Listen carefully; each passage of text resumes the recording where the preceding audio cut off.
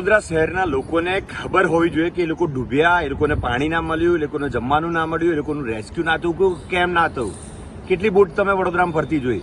વડોદરા શહેર મહાનગર સેવા સદનની 2016માં ખરીદેલી મેન્યુફેક્ચર થયેલી બોટો, જે 50-50 વર્ષ જેનું આયુષ્ય હોય, એ બોટો આજે તમે મારી સામે જુઓ કે આ ધૂળ ખાય છે.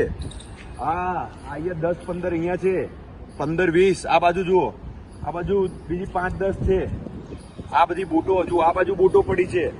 આ તમામ બોટો વડોદરા મહાનગર સેવા સદન કોર્પોરેશનની આપણા પૈસાની બોટો છે, જે આપણને ફ્લડ આવે, નુકસાન થાય, પૂર આવે ત્યારે આપણા રાહત માટે હોય. પરંતુ એક પણ બોટ અહીંયા આમાંથી પડેલી ચાલુ નથી.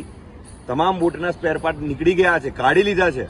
અને અત્યારે અમે જયારે પૂછીએ છીએ ફોન કરીને કે આ કેમ છે, તો કે આ તો 2005માં ખરીદેલી બોટ છે, જયારે એના ઉપર લેબલ લગેલું છે, મેન્યુફેક્ચરનું બોર્ડ મારેલું છે 2015 ને 2016નું. વડોદરા લોકોને તરસ્યા રાખ્યા, એમના જીવ અદ્ધર રહ્યા, પરિવારજનોથી વાકેફ રહ્યા, મોતના કુવામાં રહ્યા એ લોકો. તો આના જવાબદાર કોણ છે? આ જ જાડી ચામડીના બગરો આપણા વડોદરા શહેરના. વડોદરા મહાનગર સેવા સદનની બોટો છે, આ કોર્પોરેશનની બોટો છે. એ બોટો શું કામની, જે આટલા કરોડો, એક બોટ 30-25 લાખ રૂપિયાની આવે છે. આજે ઓછામાં ઓછી 20-25 બોટ અહીંયા હશે. આ કરોડો રૂપિયા આપણે ખર્ચ્યા હતા, આફતના સમય પર આપણને કામ લાગે, આપણા જિંદગી બચાવવા માટે. આજે તમામ ધૂળ ખાય છે અહીંયા.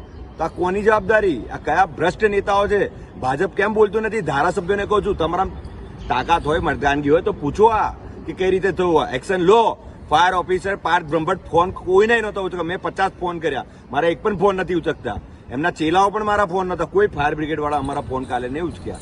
અને અત્યારની તારીખમાં તમે જુઓ, આ બધી બોટો વડોદરા શહેરની જનતાના જીવ બચાવવા માટેની બોટો, અને એમને કોઈ પૂછવા વાળું નહીં, કહેવા વાળું નહીં. વડોદરાની જનતાના કરોડો રૂપિયા છે, જે લોકો પાણીમાં ફસાયા છે, એ તમામ સુધી આ વિડીયો જોવી જોઈએ. અને તમામ લોકોએ પૂછવું જોઈએ કે આ આવું કરવાનું કારણ કેમ.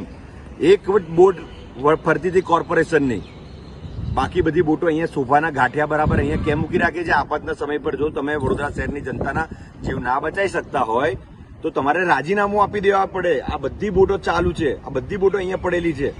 એ જો રિપેરિંગ હશે, નાનું અમથું કામ હશે, એ તો થઈ જાય તરત. તમારી પાસે પ્રી મોન્સૂન કામગીરી, એની પ્રી મોન્સૂન કામગીરી કઈ ગયા? એ બધા પૈસા તમારાથી બોટ રિપેર નથી કરાવતી.